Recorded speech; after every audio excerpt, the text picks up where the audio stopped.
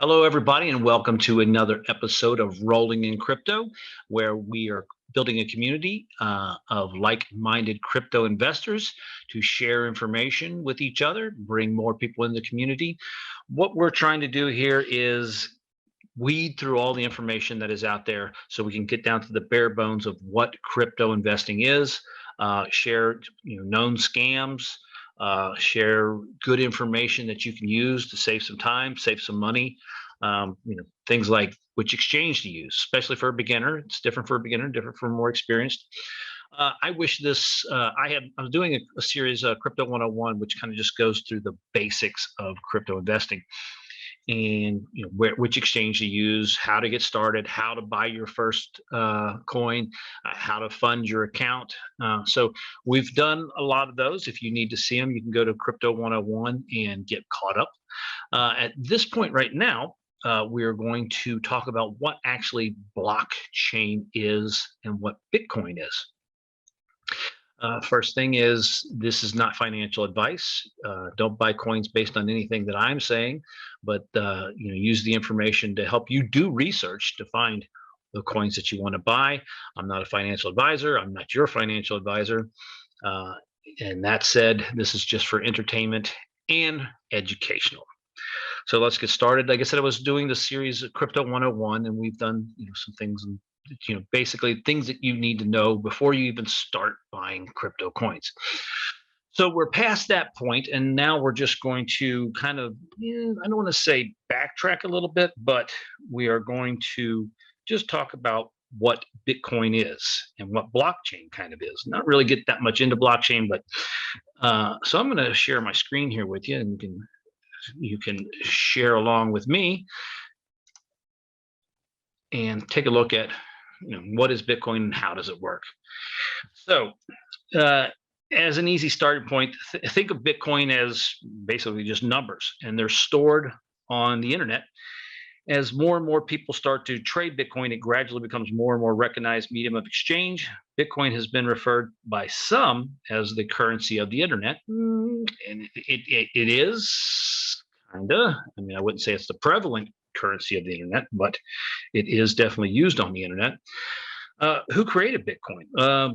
Bitcoin can be traced back to about 2008, when someone under the name, we don't know if it's the real name or not, Satoshi Nakamoto, whose real identity is still a mystery, but he published a paper called Bitcoin, a peer-to-peer electronic cash system. The title of the paper captures two important features of Bitcoin. Peer-to-peer, Bitcoin allows direct P2P payments without third-party intermediaries such as banks or payment processors.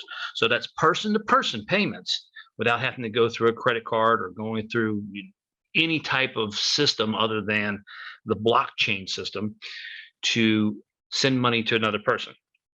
This is a major reason why Bitcoin is commonly regarded as a highly decentralized currency, because no one person or no one bank, there's no national bank that really controls the money. Electronic cash, there is no Bitcoin. So there's nothing you can hold in your hand that is actually a Bitcoin. It's just numbers on a ledger, and this ledger is crossed anybody who is on the Bitcoin network. Kind of like most money is now. How often do you use cash? Typically your money comes to your bank in a series of numbers of how much money you earned. You don't get a paycheck most of the time. Very few people go to cash their check. It just goes right into their bank account, so it just shows up as numbers. When you spend it, you use a debit card or a credit card or an ACH withdrawal. Then once again, just numbers are taken from that pile of numbers that you have, and you never actually really touch cash anymore. Now, some people do, people who work in cash industries, bartenders and waiters and waitresses, but most people, they get their money in the bank, they use their debit card to spend their money, and they never actually see cash. It's just a series of numbers, and the bank keeps the ledger. Well, now the ledger is going to be on millions of computers throughout the world. There have been many past attempts to develop electronic cash, but what makes Bitcoin stand out is its clever use of existing technologies like cryptography and distributed system to make it highly secure and efficient. It is highly secure, but it is not foolproof. So in one of my other series, we've talked about how to safeguard your money. Use a two-factor authentication system, use a complicated password, uh, keep your passwords on hard copy. Don't keep it on your phone. Don't keep it on your computer. 2 or 3 hard copies, put away somewhere in a vault, bank deposit box, parents' house, wherever you need to keep it, in a plastic bag, somewhere where it can't get burnt, can't get flooded, can't get blown away. And that's why you have 2 or 3 different copies. So, well, let's just talk about how Bitcoin works. Bitcoin uses blockchain technology, and blockchain is basically the ledger that is on computers. And anytime you do a blockchain transaction, it goes on to that ledger. And when it's on that ledger, it can't be changed, altered, or modified. It's anonymous, so you can't see who it is, but you can see the transaction. Normal users like you and me can use it to send and receive money easily, but the real difficult work underneath is handled by the miners. So the miners are people whose computers run these mathematical programs, and they actually mine Bitcoin.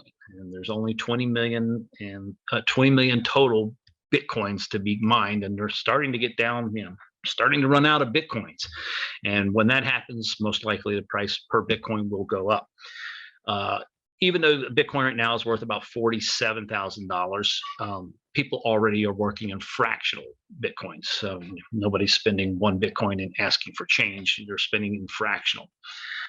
Miners need to spin up machines with a lot of processing power. It takes a lot of energy. I'm sure you've heard stories about China getting rid of miners just because it uses so much energy. That's changing too. That'll change for the better, so we stop wasting so much energy on mining.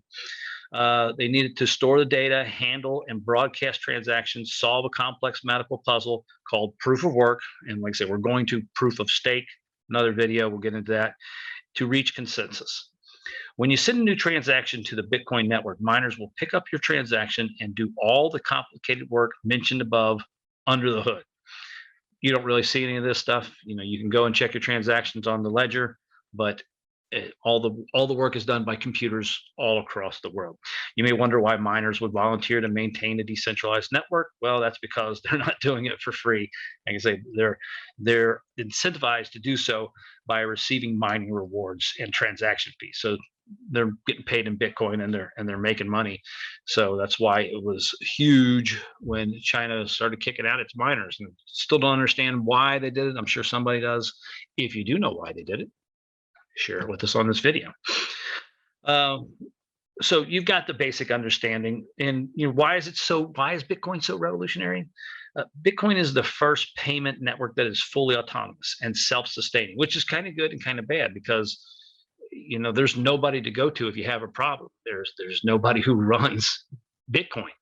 So if you have an issue or a problem you want to solve, unless you're on something like Coinbase, where it's a problem with Coinbase, you really, there's nobody to talk to. One of the good things it does is Bitcoin takes out the middleman. So if you were buying things from this country or that country before, you would have to send it to a bank. They would have to convert your currency into whatever currency you're wanting to buy. They charge you for that. It's not free. And then they take that money and they send it to your supplier or whatever it was you're paying. And it takes 3 business days for this to happen a lot of times. And with Bitcoin, it's instant, and the fees are tiny, fractional. So that's one of the great things for business, is to be able to do these transactions instantly. I mean, just to do a wire, to wire your money into your crypto account, which I'd be glad when this is done, but they want to charge you $15, and then the bank charges you $15. So everybody's got a little hand in there to take money out of you're not even buying anything, you're just transferring the money. So it's kind of annoying. I think the last transfer I did cost me $27 to transfer the money, and I was not very happy about that. So I'll be glad when that part of buying crypto is out of the way. As I said before, there's a limited supply of Bitcoin, so that leads to scarcity. Kind of think of like gold. I mean, there's only so much gold in the world, so it has an intrinsic value. Fast settlement, like I say, most of the time, when you do a crypto Bitcoin transaction with somebody in China, it's you're done in an hour, not taking 2 to 3 business days like a wire transfer does. And with wire transfers, man, I've had a wire transfer get lost, and it took me about 2 months to get my money back. And everyone has different reasons to love crypto and Bitcoin, but we encourage you to get involved. Investing is one reason, why you want to get involved with Bitcoin, but also just to use it to simplify your life and to make things better for yourself. So Bitcoin was the first, and we said, but now Ethereum is the second biggest, and I don't know who's third. Cardano, I think, runs third sometimes. It just depends on the value. But there are things called altcoins. We won't dive into those very much today. That's another video. I'm trying to keep these videos short so that they're easy to watch and that you don't get bogged down in the technical stuff. But there are 20,000 altcoins now. Some of them have merit, some of them have value, some of them are silly. I don't know which ones are silly. I wish there was and that's what our channel here is for. We're going to try to point out the ones that seem silly and not to put your money into. Of course, you can put your money anywhere you want, but I'll just tell you, it's where we won't be putting our money into them. Certain coins have value as far as usability. Things like Cardano, Solana. There's a bunch of them that the coin itself is something that is usable, and let's just say the software behind it is something that is usable. Like a lot of blockchain is used to build games. So when they have a token for that exchange, the token is how you use it on there, and it's trying to put it in a simple way, but like Cardano is ADA. Cardano is a much cheaper way to do the things that Ethereum does, because Ethereum charges a lot of gas fees, but the Cardano is much cheaper to do that. So that's why it's growing.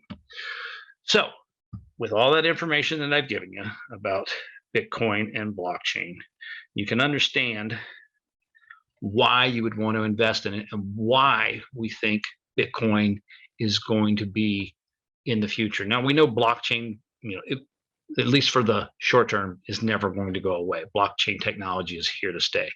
Now, are cryptocurrencies here to stay? Well, there are a lot of people betting a lot of money, $3 trillion in value, that says cryptocurrency, tokens, altcoins, stable coins are going to be here for a while. And that's one thing I haven't touched on is stable coins. Stable coins are a coin that tries to keep their value equal to $1, almost like if you've ever had a money market account. Sometimes it'll go above a little dollar, sometimes it'll go below a little dollar, but it's supposed to be stable. And what a lot of people do is when they're not putting their money into crypto, they'll move it into stable coins, and then from there they can just exchange stable coins for a cryptocurrency such as Bitcoin. Well, that's all I have for you today. I hope this clarifies a little bit what Bitcoin is and what blockchain is, and we'll see you again real soon. Thanks for stopping by Rolling with Crypto.